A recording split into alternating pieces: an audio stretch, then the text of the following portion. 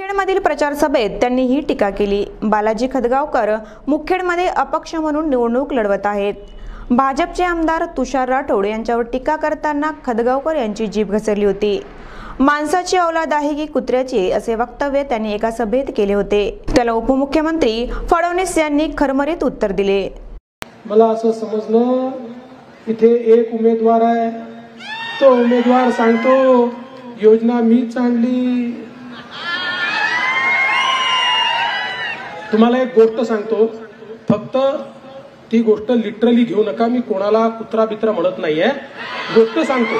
नाही तर उगीच तुम्ही, कारण मला ते वाईट शब्द वापरत असतील माझ्या तुषारबद्दल, मी कधीच असं करणार नाही। पण तुम्हाला सांगतो, एक बैलगाडी होती, त्या बैलगाडीवर पाटील साहेब बैलगाडी घेऊन नेहमी जायचे आणि पाटलांचा कुत्रा जो आहे तो बैलगाडीच्या खाली चालत राहायचा। काही दिवसांनी पाटलाच्या कुत्र्याला वाटलं माझ्यामुळेच बैलगाडी चाललेली आहे। बा पुन्हा सांगतो, मी कोणाला कुत्रा म्हणत नाही, कोणीही कुत्रा नाही, बिलकुल नाही। ते अतिशय सन्माननीय व्यक्ती आहेत।